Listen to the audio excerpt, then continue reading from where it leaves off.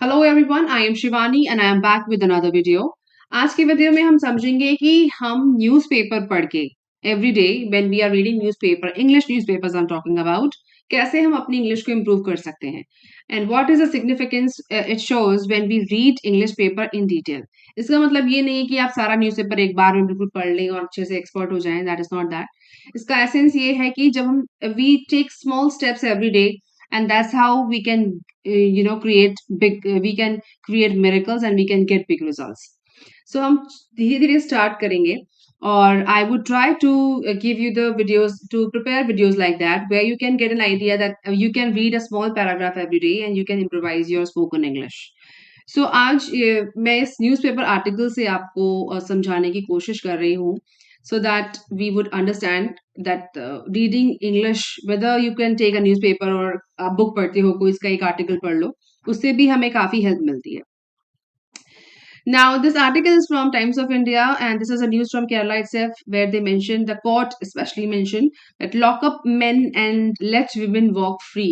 ये क्या कह रहे हैं कि हमें मर्दों को बंद कर देना चाहिए लॉकअप में और औरतों को फ्री छोड़ देना चाहिए। अब मैंने यहाँ पे मर्द और विमेन कैसे मैं बोल पा औरतें कैसे बोल पा रही हूँ, बिकॉज ये मेन यहाँ यूज हुआ है।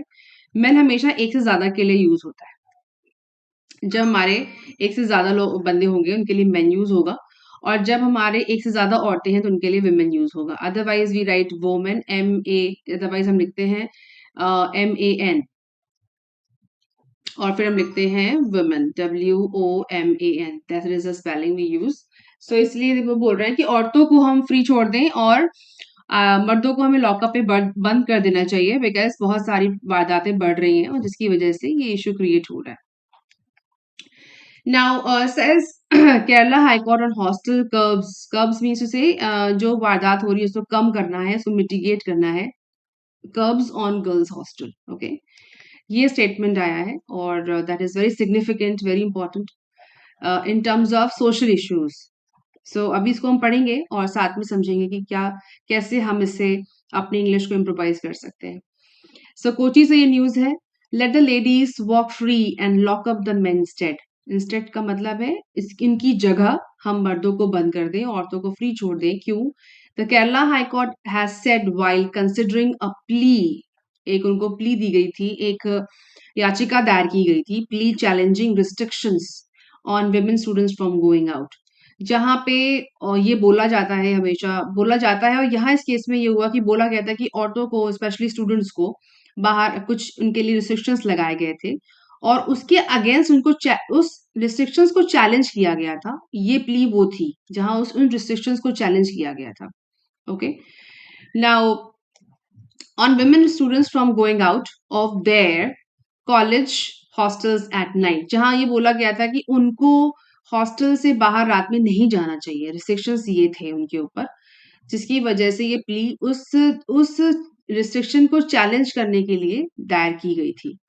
The court was hearing a plea by 5 women students of Government Medical College, Kozhikode, against a government order from 2019. अब वो यहाँ पे क्या कह रहा है article, the court was hearing, उस याचिका को कोर्ट सुन रहा था, बाय 5 women स्टूडेंट्स, ओके, जो 5 महिला विद्यार्थियों ने दायर की थी, of government medical college, government medical college की ये छात्राएं थी, अगेंस्ट अ गवर्नमेंट ऑर्डर के अगेंस्ट। वहां पे एक ऑर्डर, कोई ऑर्डर ऐसा आया होगा from 2019 that restricted entry and exit of hostel in inmates of higher education institutions after 9:30। जहाँ ये बोला गया कि उनको जो हॉस्टल के जो बच्चे हैं उनको 9:30 बजे के बाद एंट्री और एग्जिट के लिए रिस्ट्रिक्शन था।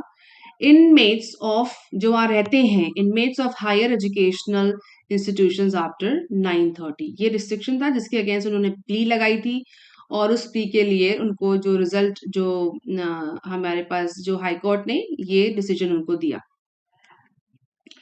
Okay, now next, lockup the main. अब इसकी जो ये प्ली सुनी गई इसमें इसके अगेंस्ट कोर्ट ने क्या बोला, lockup the main, I am saying this because they create trouble. ऐसा क्यों करना चाहिए? बिकॉज वो ट्रबल क्रिएट कर रहे हैं। जो लोग बाहर हैं, जो मर्द बाहर हैं, वो इन महिलाओं के लिए, विद्यार्थियों के लिए ट्रबल अगर क्रिएट कर रहे हैं तो उनको लॉकअप में डाल देना चाहिए।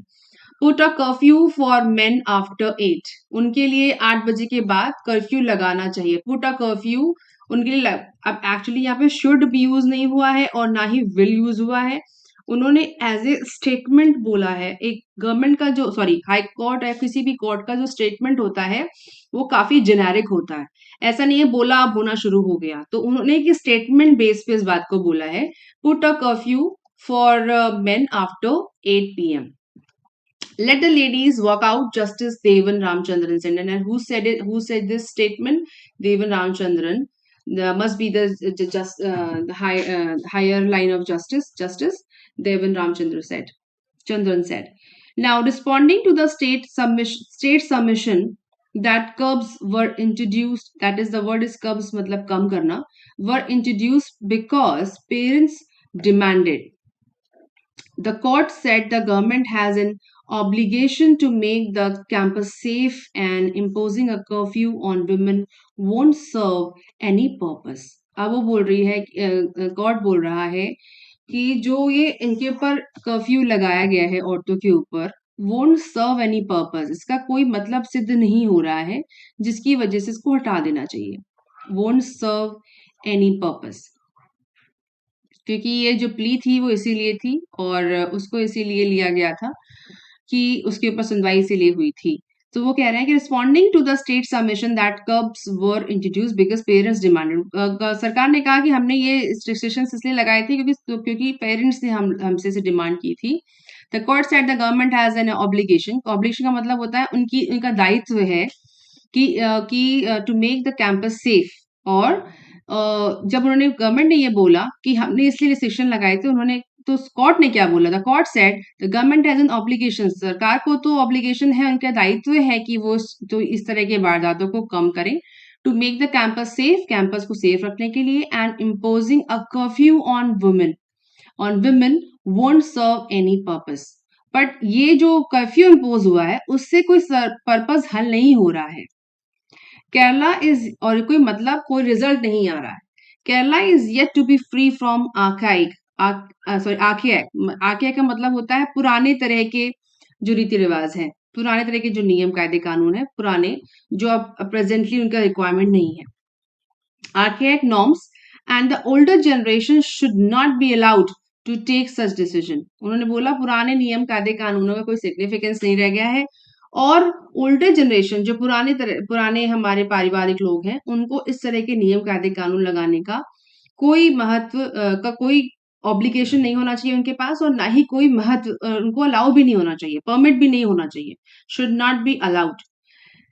Every generation is like a new country, जो नई आजकल बोलते हैं कि जनरेशन खराब हो गई है, सो उसके लिए ये चीज उन्होंने बोली है कि एवरी जनरेशन, जैसे नए जनरेशन के लोग हैं वो सब एक नए देश की तरह है, जो हमारी नई पीढ़ी है वो एक नए देश की तरह है, and society does not have any right to put curbs on them, it noted.